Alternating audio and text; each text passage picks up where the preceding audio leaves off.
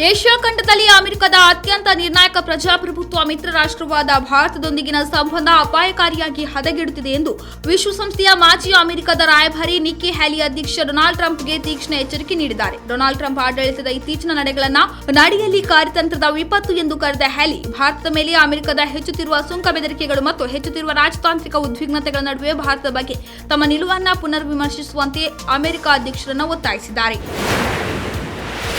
ವ್ಯಕ್ತಿಯೊಬ್ಬ ತಮ್ಮ ಮೇಲೆ ಹಲ್ಲೆ ನಡೆಸಿದ ಬಗ್ಗೆ ದೆಹಲಿ ಮುಖ್ಯಮಂತ್ರಿ ರೇಖಾ ಗುಪ್ತಾ ಮೊದಲ ಪ್ರತಿಕ್ರಿಯೆ ನೀಡಿದ್ದಾರೆ.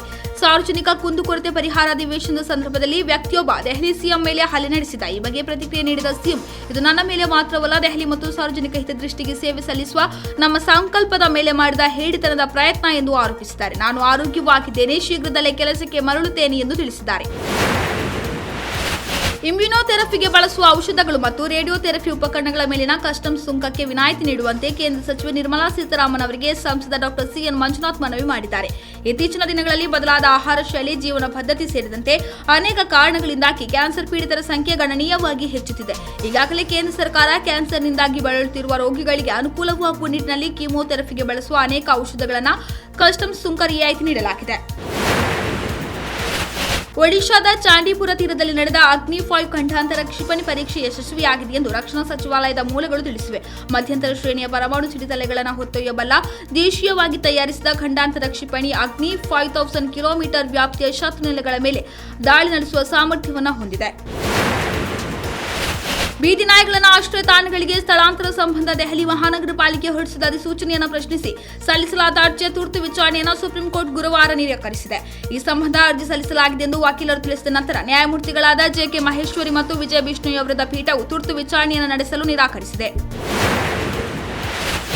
ಗಣೇಶ ಚತುರ್ಥಿ ಸೇರಿದಂತೆ ಇತರೆ ಹಬ್ಬಗಳ ಸಂದರ್ಭದಲ್ಲಿ ಬಳಕೆ ಮಾಡುವ ಧ್ವನಿವರ್ಧಕಗಳ ಮೇಲೆ ನಿರ್ಬಂಧ ಹೇರಲಾಗಿದ್ದು, ಈ ಸಂಬಂಧ ರಾಜ್ಯ ಸರ್ಕಾರ ಹಾಗೂ ವಿಪಕ್ಷಗಳ ನಡುವೆ ವಾಕ್ಸಮರ ನಡೆದಿದೆ. ವಿಧಾನಸಭೆಯಲ್ಲಿ ಬುಧವಾರ ಶೂನ್ಯ ವೇಳೆಯಲ್ಲಿ ವಿಷಯ ಪ್ರಸ್ತಾಪಿಸಿದ ಬಿಜೆಪಿಯ ವೇದವ್ಯಾಸ್ ಕಾಮತ್ ಅವರು ಹಬ್ಬಗಳ ಆಚರಣೆಯ ವೇಳೆ ನಿರ್ಬಂಧಗಳನ್ನು ವಿಧಿಸುವ ಮೂಲಕ ಪೊಲೀಸರು ಜನರಿಗೆ ಕಿರುಕುಳ ನೀಡುತ್ತಾರೆ ಎಂದು ಆರೋಪಿಸಿದರು. ದಕ್ಷಿಣ ಕನ್ನಡದಲ್ಲಿ ಜಿಲ್ಲೆಯಲ್ಲಿ ಹಲವಾರು ಧಾರ್ಮಿಕ ಆಚರಣೆಗಳಿವೆ. ನೇಮ, ಕೋಲ, ಯಕ್ಷೋತ್ಸವ, ಬ್ರಹ್ಮಕಲಶೋತ್ಸವ, ರಥೋತ್ಸವ, ಕೃಷ್ಣ ಜನ್ಮಾಷ್ಟಮಿ, ಗಣೇಶೋತ್ಸವ, ನವರಾತ್ರಿ, ಹುಲಿವೇಷ ಎಲ್ಲವೂ ನಡೆಯುತ್ತಿರುತ್ತವೆ. ಇತ್ತೀಚೆಗೆ ಕೃಷ್ಣ ಜನ್ಮಾಷ್ಟಮಿ ಪ್ರಯುಕ್ತ ಮೊಸರು ಕುಡಿಕೆ ಅಂಗವಾಗಿ ಸಾಂಸ್ಕೃತಿಕ ಕಾರ್ಯಕ್ರಮಗಳು ನಡೆಯುತ್ತಿದ್ದವು.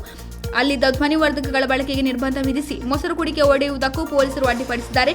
ಕೇಳಿದರೆ ನ್ಯಾಯಾಲಯದ ಆದೇಶ ಇದೆ ಎನ್ನುತ್ತಾರೆ. ಧ್ವನಿವರ್ಧಕಗಳನ್ನು ವಶಪಡಿಸಿಕೊಂಡು ಅವುಗಳನ್ನು ಒದಗಿಸಿದವರ ವಿರುದ್ಧ ಪ್ರಕರಣಗಳನ್ನು ದಾಖಲಿಸಿದ್ದಾರೆ ಎಂದು ಹೇಳಿದ್ದಾರೆ. ಕಾಂಗ್ರೆಸ್ ಸಂಸದೆ ಪ್ರಿಯಾಂಕಾ ಗಾಂಧಿ ಪ್ರತಿನಿಧಿಸುವ ಕೇರಳದ ವಯನಾಡು ಲೋಕಸಭಾ ಕ್ಷೇತ್ರಕ್ಕೆ 10 ಕೋಟಿ ರೂಪಾಯಿ ವಿಶೇಷ ಅನುದಾನ ಘೋಷಣೆ ಮಾಡಿರುವ ಕರ್ನಾಟಕ ಕಾಂಗ್ರೆಸ್ ಸರ್ಕಾರದ ನಡೆಯನ್ನು ಪ್ರತಿಪಕ್ಷ ಬಿಜೆಪಿ ತೀವ್ರವಾಗಿ ಟೀಕಿಸಿದೆ. ಈ ವಿಚಾರವಾಗಿ ವ್ಯಂಗ್ಯ ಮಾಡಿರುವ ವಿಧಾನಸಭೆ ಪ್ರತಿಪಕ್ಷ ನಾಯಕ ಆರ್ ಅಶೋಕ್, ಕೇರಳದ ಮುಖ್ಯಮಂತ್ರಿ ಸಿದ್ದರಾಮಯ್ಯ ಅವರಿಗೆ ಅಭಿನಂದನೆಗಳು ಎಂದು ಸಾಮಾಜಿಕ ಮಾಧ್ಯಮ ಎಕ್ಸ್ನಲ್ಲಿ ಸಂದೇಶ ಪ್ರಕಟಿಸಿದ್ದಾರೆ.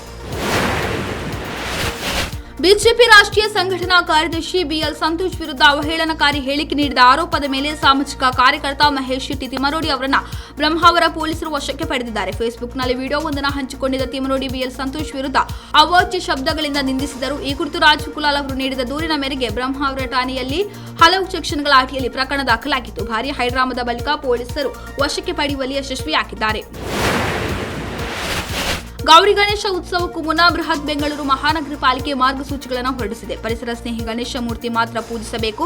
ಪ್ಲಾಸ್ಟರ್ ಆಫ್ ಪ್ಯಾರಿಸ್ ಮತ್ತು ಬಳಸಿ ಗಣೇಶ ಮೂರ್ತಿಗಳನ್ನು ತಯಾರಿಸಿದಲ್ಲಿ ಸಂಬಂಧಪಟ್ಟವರ ಮೇಲೆ ಕ್ರಿಮಿನಲ್ ಕೇಸ್ ದಾಖಲಿಸಬೇಕು. ಪರಿಸರಕ್ಕೆ ಅಪಾಯ ಉಂಟು ಮಾಡುವ ಗಣೇಶ ಮೂರ್ತಿಗಳನ್ನು ವಶಪಡಿಸಿಕೊಂಡು ನಿಯಮಾನುಸಾರ ವಿಲೇವಾರಿಗೊಳಿಸಲು ಕ್ರಮ ವಹಿಸಬೇಕೆಂದು ಸೂಚಿಸಲಾಗಿದೆ. ರಾಸಾಯನಿಕ ಬಣ್ಣಗಳು, ಥರ್ಮೋಕೋಲ್ ಮತ್ತು ಪ್ಲಾಸ್ಟರ್ ಆಫ್ ಪ್ಯಾರಿಸ್ ಅಂದರೆ ಪಿಒಪಿ ವಿಗ್ರಹಗಳ ಬಳಕೆಯನ್ನು ಸಂಪೂರ್ಣವಾಗಿ ನಿಷೇಧಿಸಲಾಗಿದೆ.